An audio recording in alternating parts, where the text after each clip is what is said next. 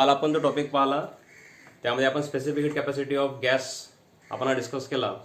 त्याच्यानंतर तुम्हाला पुस्तकामध्ये जो टॉपिक आहे तो आहे फॉर मोनोॲटॉमिक, डायॲटॉमिक आणि पॉलिॲटॉमिक गॅससाठी लॉ ऑफ इक्विपार्टिशन ऑफ एनर्जीवर बेस्ड तो टॉपिक आहे. म्हणून लॉ ऑफ इक्विपार्टिशन ऑफ एनर्जी हा टॉपिक तुमचा सिलेबसमधून कट झालेला आहे, त्यामुळे आपण तो टॉपिक घेणार नाही. आता आज आपण नवीन टॉपिक घेऊ आणि तो टॉपिक आहे absorption, reflection and transmission of heat radiation.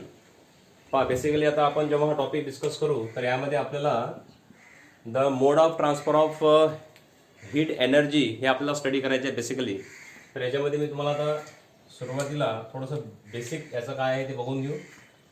Okay, त्यामध्ये आहे ॲब्सॉर्प्शन, दिसते हे, ठीक आहे. ॲब्सॉर्प्शन, त्यानंतर आहे reflection and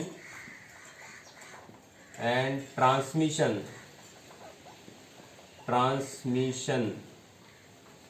of heat radiation. So very first of all we have to understand that these three topics or the three terms, that is absorption, reflection आणि transmission जे आहेत ह्या कशाचे आहेत? Okay, of heat radiation. So very first of all we have to consider the what is radiation actually. Radiation म्हणजे काय आहे तर हा एक मोड ऑफ हीट एनर्जी किंवा मोड ऑफ एनर्जी ट्रान्समिशनचा हीट किंवा हीट एनर्जी याच्या ट्रान्समिशनचा एक मोड आहे. Okay, as we know that समजा कोणतीही जर हीट आहे किंवा आपण त्याला काय म्हणू मग एनर्जी आहे. ओके, तर ही जी हीट किंवा एनर्जी आहे तर हिचे मोड ऑफ ट्रान्सफर असतात. मोड ऑफ ट्रान्सफर असं म्हणजे काय, एका ठिकाणची एनर्जी दुसऱ्या ठिकाणी जाते आपल्याला माहीत आहे, कारण की निसर्गामध्ये प्रत्येक ठिकाणची एनर्जी कशी असते ही इक्वल आहे. त्याला law of conservation of energy म्हणतो आपण. आणि त्याचप्रमाणे आपल्याला हे सुद्धा माहीत आहे की एनर्जी ही हायर लेवलकडून लोअर लेवलला जाते. म्हणजे प्रत्येक ठिकाणची एनर्जी ही कॉन्स्टंट राहण्यासाठी तिला काय व्हावं लागते, फ्लो व्हावं लागते. आणि प्रत्येक ठिकाणची एनर्जी जगामध्ये कशी राहते, सारखी राहते. तर हिचे मोड ऑफ ट्रान्सफर कसे असतील तर हिचे मोड ऑफ ट्रान्सफर आपल्याला 3 प्रकारचे आहेत. हे 8व्या, 9व्या आणि 10व्या वर्गामध्ये आपण पाहिलेले आहेत. परंतु हे तुम्हाला समजून घेतलं पाहिजे की एनर्जी जे ट्रान्सफर होते, ओके, तर ती फक्त आणि फक्त तेव्हाच ट्रान्सफर होईल किंवा एनर्जी ट्रान्सफर ओनली व्हेन किंवा there is a temperature difference. Temperature डिफरन्सचा अर्थ काय म्हणून राहिला, एका ठिकाणची एनर्जी म्हणजे एका ठिकाणचं टेम्परेचर जास्त आहे आणि दुसऱ्या ठिकाणचं टेम्परेचर कमी आहे. तर जास्त टेम्परेचरकडनं ही एनर्जी किंवा हा जो फ्लो असतो हा हायर लेवलकडून कुणाकडे होईल, लोअर लेवलकडे. म्हणजे जास्त टेम्परेचर ज्या रिजनमध्ये आहे त्या रिजनकडनं ही एनर्जी काय होते, फ्लो होते कमी टेम्परेचरच्या रिजनमध्ये. ठीक आहे ना. तर याच बेसिसवरती एनर्जी ट्रान्सफरचे जनरली आपल्याला म्हणजे हीट ट्रान्सफर म्हणा की एनर्जी ट्रान्सफर म्हणा, because heat is the form of energy. लक्षात. तर याचे जे ट्रान्सफरचे जे जनरली मोड आहे तर ते 3 आहेत. ओके, या ठिकाणी मी लिहू शकतो ते आता मोड ऑफ एनर्जी किंवा हीट ट्रान्सफर. एका ठिकाणची एनर्जी हे दुसऱ्या ठिकाणी जी जाते तर हिचे मोड आहेत काही, आणि ते मोड कोणते आहेत म्हणजेच त्याचे प्रकार, किती प्रकारे ही एका ठिकाणी दुसऱ्या ठिकाणी जाते. तर याच्यामध्ये पहिला प्रकार आहे कंडक्शन. काय आहे हे आपल्याला काही एवढं डिटेलमध्ये बघायचं नाही आहे, फक्त जस्ट आपल्याला याच्या कन्सेप्ट समजल्या पाहिजेत. कंडक्शन आहे, त्यानंतर आहे एक कन्व्हेक्शन. ओके, आणि थर्ड वाला जे आहे की जेच आपल्याला या चॅप्टरमध्ये आता बघायचं आहे ते आहे रेडिएशन. पहा आता जनरली काय आहे तर कंडक्शन, कन्व्हेक्शन आणि रेडिएशन याचा जर आपण समजा बेस पाहिला तर याचा बेस एकच आहे की तीनही केसेसमध्ये एनर्जी ट्रान्सफर होऊन राहिली एका प्लेसवरून दुसऱ्या प्लेसकडे. लक्षात.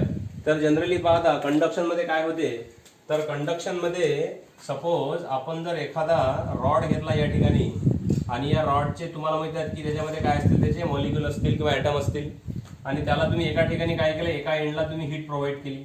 ओके, तर हे हीट काय झाली आता ज्या एरियाला तुम्ही प्रोव्हाइड करून राहिले त्या ठिकाणच्या मॉलिक्यूलनी, ॲटम्सनी काय केली, ते ॲब्सॉर्ब केली, त्यांचं टेम्परेचर वाढलं, त्यांची एनर्जी वाढली, त्यांचे व्हायब्रेशनल मोशन्स वाढले. आणि त्यांची व्हायब्रेशनल मोशन, त्यांची एनर्जी वाढल्यामुळे त्यांनी स्वतःची एनर्जी कोणाला दिली, त्याच्या शेजारच्याला दिली, कारण की हे कॉम्पॅक्ट असतात। लक्षात, म्हणजे कंडक्शन हे जे आहे हे स्पेशली कोणत्या बेसिसवर होते, फक्त सॉलिड या बेसिसवर होते। सॉलिडमध्येच आपण जनरली कंडक्शन पाहतो। ओके, म्हणजे एका ठिकाणचा मॉलिक्यूल जर हा गरम झाला, त्याची एनर्जी वाढली, तर तो मॉलिक्यूल त्याच्या शेजारच्याला एनर्जी देतो, त्याची एनर्जी वाढली की तो त्याच्या शेजारच्याला देईल। म्हणजे असं करता करता काय होते, या ठिकाणी ही चेन कंटिन्यू राहते आणि एका एंडकडे याची टेम्परेचर वाढलं की हे इन्क्रीजिंगमध्ये जाते आणि हे डिक्रीजिंगमध्ये असते। म्हणजेच या इन्क्रीज टेम्परेचरच्या रिजनमधून डिक्रीज कमी लोअर टेम्परेचरच्या रिजनमध्ये एनर्जीचा काय होतो, फ्लो होतो। लक्षात, या ठिकाणी जर तुम्ही पाहिलं की कोणताही समजा आता मेटल आहे हा, या मेटलला जर तुम्ही इकडनं गरम केलं तर थोड्या वेळाने तुम्हाला इकडचा पण एंड काय वाटतो, गरम झालेला आढळून येईल। लक्षात, म्हणजे हे कशामध्ये होते, मग हे होते जनरली सॉलिडमध्ये। लक्षात, सॉलिडमध्ये काय होऊन राहिलं, मग सॉलिडमध्ये जनरली पाहतो आपण की कंडक्शन होऊन राहिलं, एका ठिकाणची हीट दुसऱ्या ठिकाणी जात आहे आणि या ठिकाणी मीडियम यूज झालेला आहे आणि ते मीडियम आहे सॉलिड। लक्षात, बस एवढं सांगतो, जास्त डिटेलमध्ये सांगत नाही कारण की तुम्हाला एवढा याचा यूज नाही आहे, ठीक आहे ना। त्याच्यानंतर आहे कन्व्हेक्शन, डिस्कस करण्यासाठी भरपूर आहे, परंतु एवढं समजून घ्या, conduction is the process of heat transfer from one place to another place when we are heating one end of particular metal or rod, then whatever the energy absorbed by this atom or molecule, they transfer that energy or that energy is taken by neighboring atoms and this kind of chain is continued. Okay, he chain अशी continue होत राहते। त्यानंतर बघा, आता हे generally सॉलिडमध्ये होते आणि याला मीडियमची गरज आहे। लक्षात, it needs the medium. Okay, याला कशाची गरज आहे, मीडियम। मीडियम म्हणजे काय, तर या ठिकाणी तुम्ही जर पाहिलं की या ठिकाणी सॉलिड मीडियम आहे। लक्षात, मीडियम शिवाय हे होणार नाही, कारण की मॉलिक्यूल जर नसतील तर ते मॉलिक्यूल आपली एनर्जी शेजारच्याला देणार नाही, ठीक आहे ना। त्यानंतर आहे कन्व्हेक्शन, तर कन्व्हेक्शन जनरली दोन प्रकारचे पण असू शकतात। लक्षात, कन्व्हेक्शन हे जनरली आपण फ्लुइडसाठी कन्सिडर करतो। ओके, कन्व्हेक्शनमध्ये काय होते की कन्व्हेक्शनमध्ये सपोज आता आपण एखाद्या कंटेनरमध्ये लिक्विड घेतलं, हे पाणी आहे समजा, रोजचं आपलं पिण्याचं पाणी, ओके साधं, याला जर तुम्ही हीट प्रोव्हाइड केली, वी आर प्रोव्हाइडिंग हीट, तर काय होईल की इथले जे हे मॉलिक्यूल असतील हे पहिले थंड असतात, या थंड मॉलिक्यूलला काय भेटते, हीट भेटते, म्हणजे त्यांना एनर्जी भेटते। ते एनर्जी भेटली की ते काय होतात, गरम होतात, ते लाईट होतात। लाईट म्हणजे काय, ते वजनाने हलके होतात आणि ते वजनाने हलके झालेले असे मॉलिक्यूल हे वर जातात आणि वरचे परत जे हेवियर असतील म्हणजे थंड असतील ते खाली येतात। लक्षात, आणि त्याप्रमाणे ही प्रोसेस चालू राहते आणि याला म्हणतो आपण कन्व्हेक्शन। कन्व्हेक्शनचे सुद्धा दोन टाईप आहेत, एक आहे फ्री कन्व्हेक्शन आणि एक असतो फोर्स कन्व्हेक्शन। हे फ्री कन्व्हेक्शनचं उदाहरण आहे। फोर्स कन्व्हेक्शनमध्ये जनरली आपण काय करतो की एक गरम वॉटरचा समजा एक कंटेनर आहे, त्या गरम वॉटरच्या कंटेनरमध्ये तुम्ही जर थंड पाणी त्यामध्ये जर ओतलं, ओके, ते सुद्धा काय होईल, कन्व्हेक्शनचं उदाहरण आहे। लक्षात, परंतु त्याचे प्रकार वगैरे आपल्याला नाही आहेत, फक्त तुम्ही एवढं समजून घ्या की कन्व्हेक्शन मीन्स व्हॉट। कन्व्हेक्शनमध्ये काय होते की या ठिकाणी सॉलिड किंवा लिक्विड आपल्याला हे मीडियम पाहिजे। लक्षात, सॉलिड नाही, या ठिकाणी आपल्याला काय पाहिजे, लिक्विड किंवा गॅस म्हणू शकतो आपण, लिक्विड और गॅस, म्हणजे आपण त्याला फ्लुइड म्हणतो। म्हणजे याला पण मीडियमची गरज आहे। एका ठिकाणची हीट ही दुसऱ्या ठिकाणी जात आहे, डायरेक्ट ॲक्च्युअल मायग्रेशन होते त्या ठिकाणी मॉलिक्यूलचं। लक्षात, म्हणजे हे मॉलिक्यूल एका दुसऱ्या ठिकाणी चाललेले आहेत। ओके, या ठिकाणी पण कंडक्शनमध्ये तेच प्रोसेस आहे, परंतु या ठिकाणी थोडे डिफरन्स आहे त्यामध्ये कन्व्हेक्शनमध्ये। ओके, म्हणजे यामध्ये काय होते की हे मॉलिक्यूल एक प्रकारचे श्रिंक होतात, जे हीटमध्ये येतात, ते जे हीट गेन करतात ते। लक्षात, आणि हे जे कन्व्हेक्शन आहे याला जनरली मीडियमची गरज आहे आणि ते मीडियम कोणतं आहे, लिक्विड और गॅस। त्याच्याशिवाय हे एनर्जी एका ठिकाणी दुसऱ्या ठिकाणी जाणार नाही। आणि तिसरा जो मोड आहे आता, हा सर्वात महत्त्वाचा आहे आणि हा मोड आहे रेडिएशन। काय होते रेडिएशनमध्ये, तर रेडिएशनमध्ये जनरली जेव्हा एखादा सोर्स असतो, सपोज आता आपण या ठिकाणी सन कन्सिडर करू शकतो, तर सन काय करतो की रेडिएशन्स इमिट करतो। हे रेडिएशन्स कोणते असतात, लाईट रेडिएशन्स। लाईट म्हणजे एनर्जी। लक्षात, आणि हे जे एनर्जी असते ही ट्रान्सफर होते in the form of wave. पाहता, in the form of wave, आणि या वेव्हचं नेचर कसं आहे, तर ही असते इलेक्ट्रोमॅग्नेटिक वेव्ह। इलेक्ट्रोमॅग्नेटिक वेव्ह, या ठिकाणी या वेव्हला दोन फील्ड असतात, electric field and magnetic field, perpendicular to each other. Okay, पुढे आपल्याला डिटेलमध्ये बघायचंच आहे ते, परंतु हे समजून घ्या की रेडिएशन जे होते तर त्या रेडिएशनचं एक जबरदस्त उदाहरण म्हणजे आपलं सनकडनं जे येणारी जी एनर्जी आहे आपल्याकडे, ती सनकडनं एनर्जी जी येते ती असते रेडिएशनच्या फॉर्ममध्ये। मग ती हीटमध्ये सुद्धा का असू द्या, ते हीटमधून समजा जे हीट एनर्जी जर असेल ती सुद्धा कशामध्ये एक प्रकारे होऊ शकते ट्रान्सफर, रेडिएशनच्या द्वारे. लक्षात, म्हणजे आपल्या सनकडनं पृथ्वीवर जे काही हे लाईट, हा लाईट जो येतो, तर हे एक रेडिएशनचं उदाहरण आहे आणि हे वेव्हच्या स्वरूपात येतो. ॲक्च्युली त्याला आपण म्हणतो फोटॉनच्या स्वरूपात येते. ते कशा स्वरूपात येते? फोटॉन. लक्षात, photons are the small packets of or the bundles of energy. लक्षात, अल्बर्ट आइन्स्टाईनने याच्याबद्दल फोटो इलेक्ट्रिक इफेक्टवर आपल्याला याचं फोटो इलेक्ट्रिक वर्क फंक्शन वगैरे सगळं डिटेलमध्ये तुम्हाला ते फोटो इलेक्ट्रिक इफेक्टमध्ये या कन्सेप्टमध्ये दिलेलं आहे. एवढं समजून घ्या की रेडिएशन म्हणजे काय. Radiation is the mode of transfer of it from one place to another place in vacuum also. It does not require any medium. याला मीडियमची गरज नाही आहे. हा सर्वात वेगळा यांच्यापेक्षा. पहा डिअर स्टुडंट, कंडक्शन आणि कन्व्हेक्शन पेक्षा हे टोटली कसं आहे, हे डिफरंट आहे आणि खूप जबरदस्त आणि फास्ट प्रोसेस ज्याला म्हणतो आपण ही आहे. कोणती? रेडिएशन. तर याला मी लिहितो इथं, do not require medium. Okay, do not required medium. लक्षात, याला मीडियमची गरज नाही. मीडियमची गरज पडत नाही कशाला? रेडिएशनला. लक्षात. तर आता हेच रेडिएशन आपल्याला इथे दिलेले आहेत बघा, हिट रेडिएशन्स. रेडिएशन म्हणजे काय? एनर्जीचे रेडिएशन्स असतात आणि हे जनरली व्हॅक्यूममध्ये सुद्धा वर्क करते. या ठिकाणी हे व्हॅक्यूममध्ये वर्क नाही करणार, हे पण व्हॅक्यूममध्ये वर्क नाही करत, कारण की मीडियमची गरज आहे या दोघांनाही. हे कंडक्शन कन्व्हेक्शन मीडियममध्येच होऊन राहिलं ॲक्च्युली. हे मीडियमच आहे ना, वॉटर मॉलिक्यूल वगैरे, हे मॉलिक्यूल ॲटम म्हणजे मीडियम आहे. या ठिकाणी मीडियमची गरजच नाही. याचं उदाहरण जर तुम्हाला घ्यायचं झालं तर तुम्ही या ठिकाणी एखादा बॉक्स घेऊ शकता आणि त्या बॉक्समध्ये जर आपण दोन असे सबस्टन्स ठेवले की जे व्हॅक्यूममध्ये आहेत. या ठिकाणी कोणत्याही प्रकारचं मीडियम नाही आहे, हे व्हॅक्यूम आहे. ओके, एक आहे हॉट, एक आहे कोल्ड. याचं टेम्परेचर आहे समजा काहीतरी सपोज 90 डिग्री सेल्सिअस, याचा आहे 45 डिग्री सेल्सिअस. ओके, परंतु आफ्टर सम टाइम तुमच्या असं लक्षात येईल की या दोघांचे टेम्परेचर काय होईल? इक्वल होईल, कारण की या दोघांनी काय केली? हीट एनर्जी एक्सचेंज केली. म्हणजेच ते कशाच्या स्वरूपात केली? रेडिएशनच्या स्वरूपात, वेव्हच्या स्वरूपात. लक्षात, म्हणजे अशा प्रकारे आपण जनरली हे कन्सिडर करतो गोष्टी. तर काही हरकत नाही. तर आपल्याला रेडिएशन आता हे समजलेलं आहे. तर आता हे हीट रेडिएशन्स आपल्याला समजून घ्यायचे आहेत. मग हीट रेडिएशनला समजून घेण्यासाठी तुम्ही लाईट एनर्जी सुद्धा कन्सिडर करू शकता. बिलकुल सेम बिहेवियर आहे. ओके, त्यामध्ये काही वेगळं नाही आहे असं. तर आता आपल्याला सुरुवातीला याच्यामध्ये काय कन्सिडर करायचं आहे ते बघा. ओके, कंडक्शन, कन्व्हेक्शन आणि रेडिएशन. तर या 3 मोड ऑफ हीट ट्रान्सफर वरून आपण आता एक्सप्लेन करू ऍब्सॉर्प्शन म्हणजे काय, रिफ्लेक्शन म्हणजे काय आणि ट्रान्समिशन म्हणजे काय. तर पहा, आता यासाठी मी एखादा एक ऑब्जेक्ट घेतो. तर त्या ऑब्जेक्टला जेव्हा आपण कन्सिडर करू तर त्या ऑब्जेक्टवर समजा आपण हीट इन्सिडंट केली, त्याला आपण म्हणतो रेडियंट हीट, इन्सिडंट हीट. त्याच्यावर पडलेली हीट म्हणजे काय की ते त्याच्यावर आलेली आहे, त्याच्यावर जे हीट येईल तर ते हीट निसर्गामध्ये कोणताही ऑब्जेक्ट तो त्या हीटचा वापर, त्या एनर्जीचा वापर 3 मार्गाने करतो. लक्षात. When we consider the heat radiation or light radiation. आपण उदाहरण घेऊ शकतो. आपण एखादी वस्तू जर उन्हामध्ये ठेवली तर त्या उन्हामध्ये ठेवलेल्या वस्तूवर जेव्हा ऊन म्हणजे ते रेडिएशन जेव्हा येतात तर त्या रेडिएशनचा वापर ती वस्तू 3 प्रकारे करते. ती वस्तू कशी आहे त्याच्यावरून ते ठरवले जाते. लक्षात. जर ती वस्तू ब्लॅक बॉडी असेल, काळी वस्तू असेल ती, तर ती जास्तीत जास्त हीट काय करेल? ऍब्सॉर्ब करेल. आपल्या मध्ये उन्हाळ्यामध्ये काळे कपडे काय करतात? काय म्हणतात? हीट जास्त ऍब्सॉर्ब करतात. लक्षात. आणि पांढरे कपडे काय करतात? रिफ्लेक्ट करतात.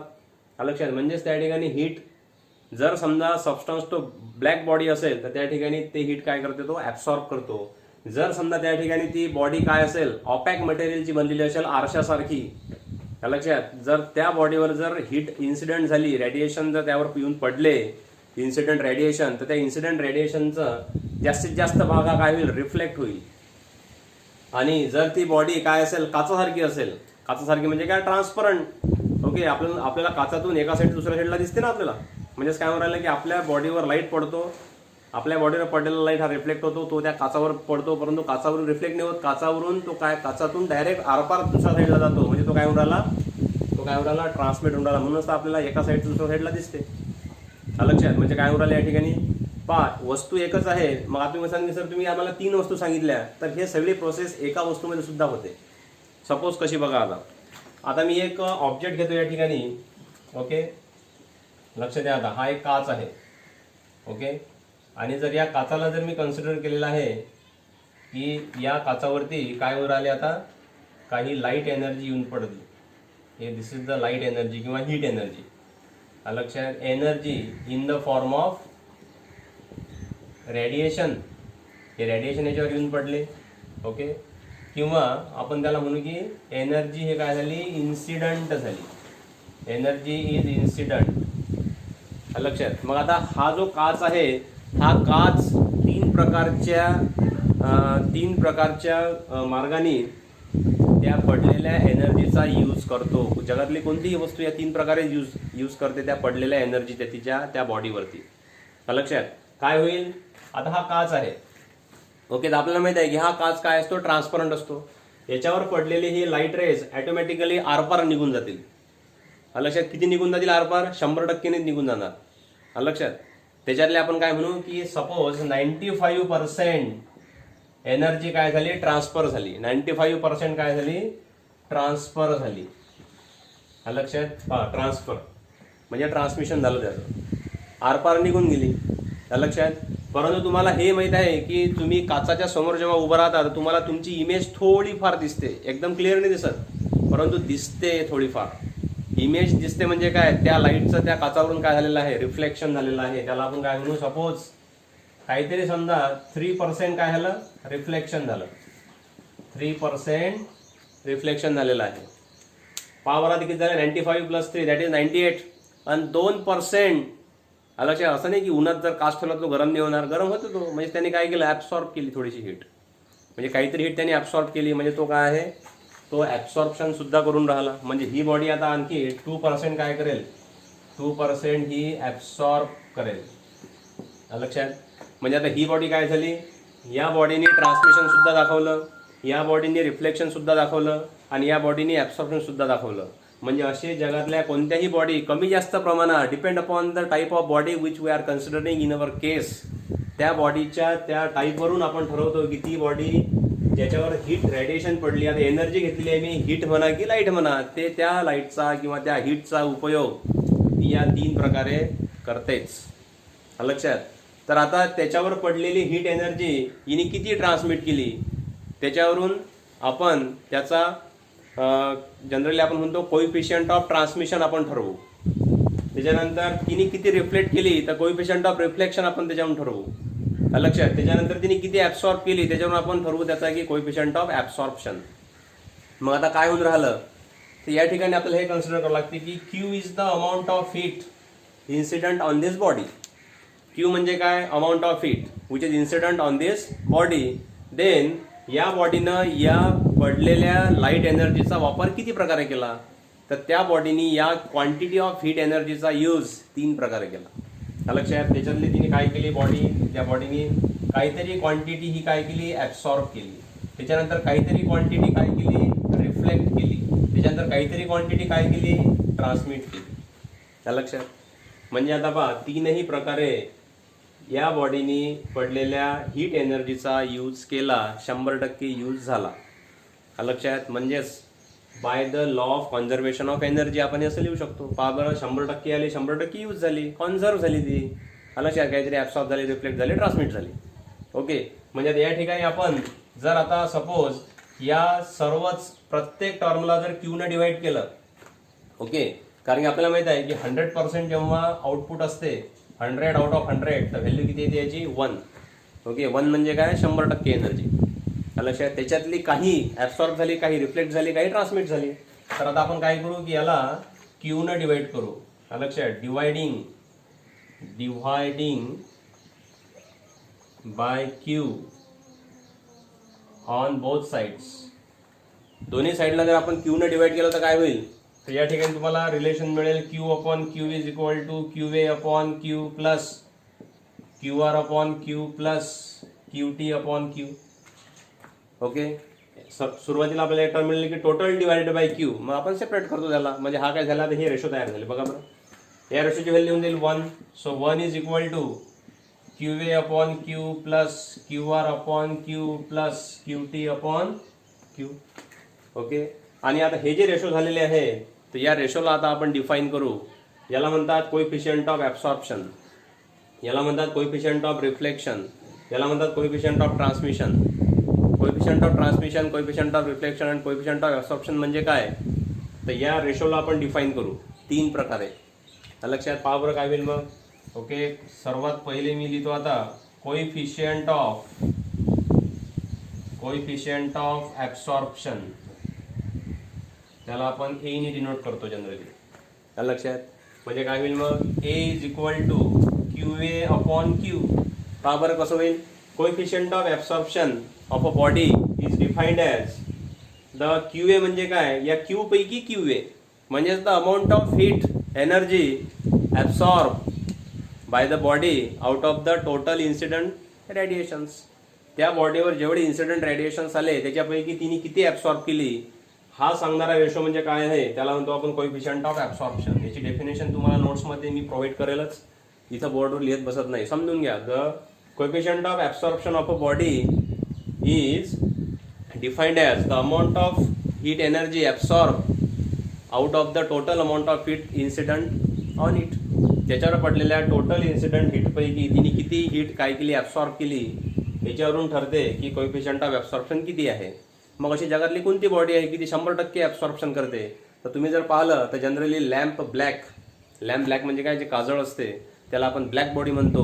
कदाचित परफेक्टली ब्लॅक बॉडी सुद्धा एक शब्द येऊ शकतो आता पुढे आपल्याला. तर perfectly black body, I am not talking about perfectly black body, परंतु ब्लॅक बॉडी जेव्हा मी कन्सिडर करेल तर ब्लॅक बॉडी ही जवळपास लक्षात त्याच्यावर पडलेल्या हीटपैकी जवळपास 98% ती काय करते, इन्सिडेंट हीट काय करते, ती ॲब्सॉर्ब करते लक्षात. आणि जेव्हा मी परफेक्टली ब्लॅक बॉडी कन्सिडर करेल तर परफेक्टली ब्लॅक बॉडीसाठी हा रेशो काय होईल, जितकी पडेल तितकी पूर्ण ती ॲब्सॉर्ब करून घेईल. परफेक्टली शब्द आला ना लक्षात. परफेक्टली ब्लॅक बॉडी म्हणजे काय की ती बॉडी त्या बॉडीवर पडलेल्या हीटचा संपूर्ण हीटचा जो काय पोर्शन असेल तो काय करेल, ती ॲब्सॉर्ब करून घेईल. आणि त्या ठिकाणी आपण म्हणतो की कोएफिशियंट ऑफ ॲब्सॉर्प्शन त्या ठिकाणी काय असेल, 1 असेल लक्षात. कारण की 100% आली, 100% ॲब्सॉर्ब झाली, 1 100/100 म्हणजे कोएफिशियंट ऑफ ॲब्सॉर्प्शनची व्हॅल्यू काय असेल, 1 असेल लक्षात. म्हणजे जेव्हा कोएफिशियंट परफेक्टली ब्लॅक बॉडी असेल, परफेक्टली ब्लॅक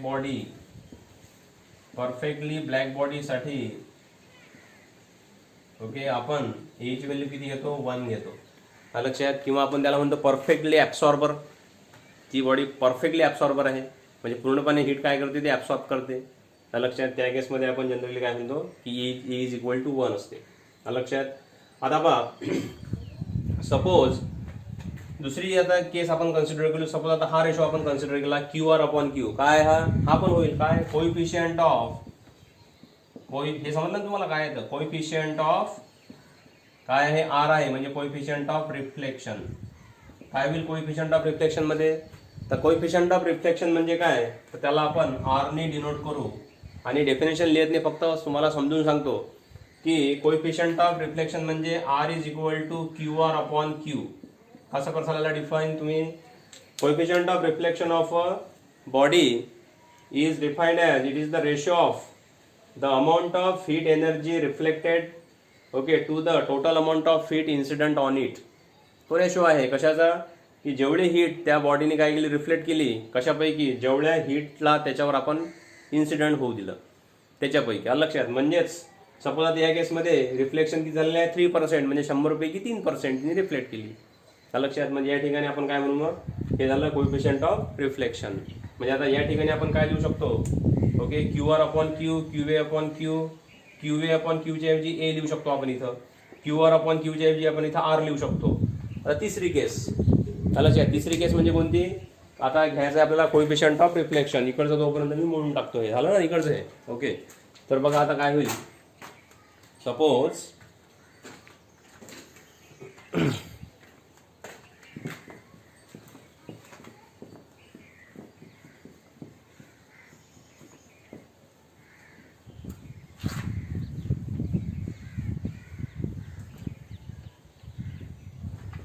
किती प्रकार पाहिले आपण, coefficient of absorption number 1, coefficient of reflection number 2, and now number 3 coefficient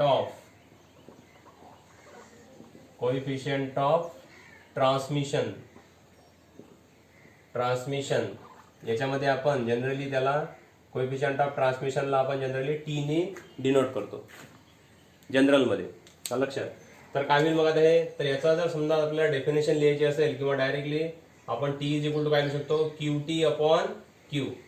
म्हणजे काय, जेव्हा एखाद्या बॉडीला आपण कन्सिडर करू त्याच्यावर पडलेली एनर्जी, या पडलेल्या एनर्जीपैकी तिने काय केली, किती ट्रान्समिट केली लक्षात. इथं ट्रान्समिट झालेली आहे ट्रान्समिट किती झाली, इथं ट्रान्सफर किती झाली 95%, तर तेवढी झाली 100 पैकी 95%.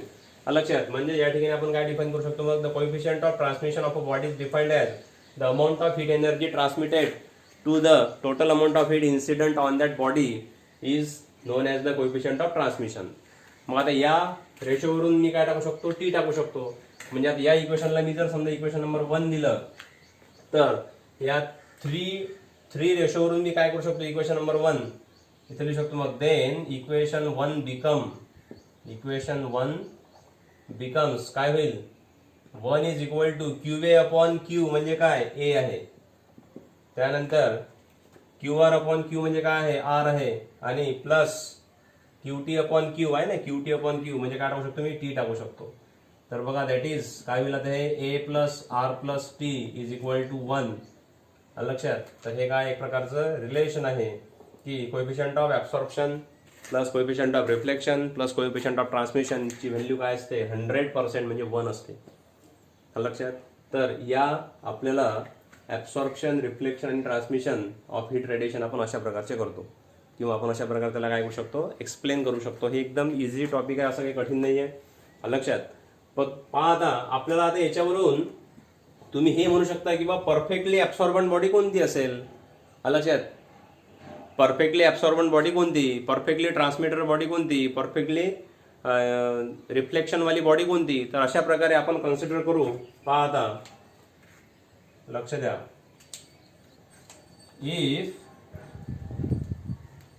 if the value of A is equal to 1, म्हणजे value of A is equal to 1 असेल आणि R ची व्हॅल्यू 0 आहे आणि T ची व्हॅल्यू 0 आहे, म्हणजे काय झाली मग, परफेक्टली ब्लॅक बॉडी झाली. म्हणजेच R is equal to T is equal to 0 असे लिहू शकतो आपण. R is equal to T is equal to 0 म्हणजे रिफ्लेक्शनची आणि ट्रान्समिशनची व्हॅल्यू 0 आहे. लक्षात. म्हणजे अशा प्रकारची जी बॉडी असेल ती असेल परफेक्टली ॲब्सॉर्बर, त्याला आपण परफेक्टली ब्लॅक बॉडी म्हणतो. लक्षात.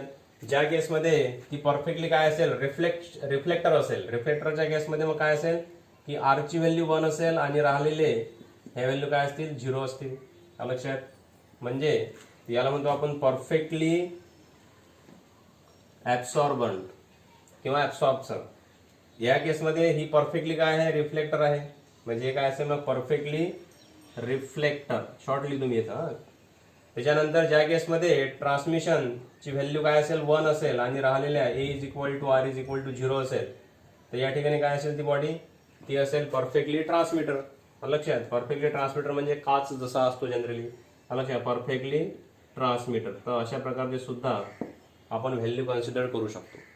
ओके. याच्यानंतर आपल्याला बघायचं आहे याच फॉर्म्युल्यावरून, याच कन्सेप्टवरून ऑथर्मनस बॉडी आणि डायऑथर्मनस बॉडी म्हणजे काय. लक्षात. तोपर्यंत याचा एक स्क्रीनशॉट तुम्ही घेऊन टाका. हे मोडतो मग मी आता. ठीक आहे. बघा मग हे मोडतो मी आणि पुढचा टॉपिक आपल्याला आता डिस्कस करायचा आहे. ओके. की ज्याला आपण म्हणू ऑथर्मनस बॉडी अँड डायऑथर्मनस बॉडी. ओके. पहा आता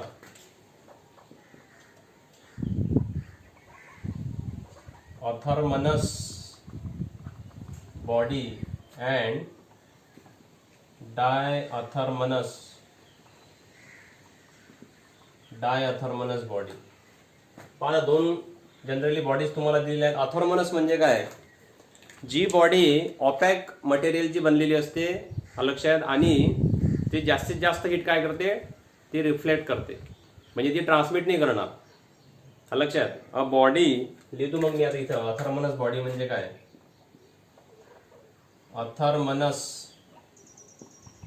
ऑथर्मनस बॉडी म्हणजे कोणती, a body is opaque and do not transmit. Okay. Do not transmit heat energy.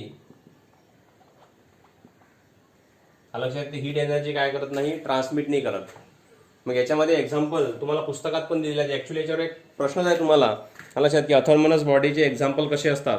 त्यामध्ये तुम्हाला दिलेलं आहे वॉटर आहे, वूड आहे, आयरन आहे. पहा बरं एक्झाम्पल तुम्हाला याची देतो मी. वॉटर, त्यानंतर वूड. ओके. अशा प्रकारचे जर समजा तुम्ही पाहिले, आता पहा पाणी किंवा लाकूड घ्या या ठिकाणी वॉटर, किंवा वूड घेऊ आपण. A body is opaque. लक्षात. तर जनरली ही ऑपॅक असते, पारदर्शक नाही आहे. लक्षात. आणि do not transmit the heat energy. Wood काय करते, हीटला काय करते, थांबून ठेवते, ट्रान्समिट नाही होऊ देत. लक्षात. अशा प्रकारच्या ज्या बॉडी असतात आपण जनरली त्यांना म्हणतो की अथर्मनस बॉडी. वॉटरचं पण उदाहरण तुम्ही घेऊ शकता. ऑपॅक आहे, ऑपॅक मटेरियल आहे ना वॉटर म्हणजे. लक्षात. आणि त्याच्यामधून हीट काय होत नाही, ट्रान्सफर होत नाही, म्हणजे एवढी ट्रान्सफर ती होऊ देत नाही. असे तुम्हाला उदाहरणं दिलेले आहेत. वॉटर, त्यानंतर वूड आहे, आयरन आहे, कॉपर, असे वेगवेगळे उदाहरणं तुम्हाला दिलेले आहेत. नंतर आहे तुम्हाला याच्यामध्ये कोणतं विचारलेला आहे प्रश्न, डाय अथर्मनस. ओके. तर डाय अथर्मनस बॉडी म्हणजे काय, त्याचं पण एक शॉर्ट आता आपण पाहून घेऊ. डाय अथर्मनस बॉडी. ओके. डाय अथर्मनस म्हणजे काय पहा आता. अथर्मनसचे ऑपोजिट. अथर्मनस बॉडी काय करत नाही, ट्रान्समिट नाही करत. तर ही काय करेल, ही ट्रान्समिट करेल. लक्षात. म्हणजे body which transmit the energy or the heat energy incident on it, असं लिहू शकतो आपण. A body which transmit the heat energy incident on it. लक्षात. की जे बॉडी काय करते, which transmit the heat energy on it. Okay. याचे उदाहरणं तुम्हाला दिलेले आहेत. ओके. ट्रान्समिट करते म्हणजेच काय करते, ते रेडिएशन त्याच्यातून पास होऊ शकतात. तर त्यामध्ये तुम्हाला दिलेलं आहे ग्लास आहे, क्वार्ट्स आहे. ग्लास आता तुम्हाला सांगितलं मी, फॉर एक्झाम्पल ग्लास, त्यानंतर क्वार्ट्स, म्हणजे असे पारदर्शक मटेरियल की ज्या मटेरियलमधून हीट एनर्जी काय होते, पास होते. लक्षात. मग आता हे जे पास होते, तर तुम्ही जर याला विचारलं किंवा सपोज एक प्रश्न जर समजा तुम्ही याच्यावर विचारला की ही बॉडी जी आहे ही डायथर्मनस आहे, मग ही गुड ॲब्सॉर्बंट आहे का किंवा गुड रिफ्लेक्टर आहे का, तर नाही होणार. कारण की हे ट्रान्समिट करून राहिलं ना भरपूर प्रमाणात. लक्षात. म्हणजे जे काय करते, पास होऊ देते हीट एनर्जी. जर हीट एनर्जीतून पास म्हणजे जात असेल, जास्तीत जास्त प्रमाणात हीट चालली याच्यातून, जसं की आता काच आहे.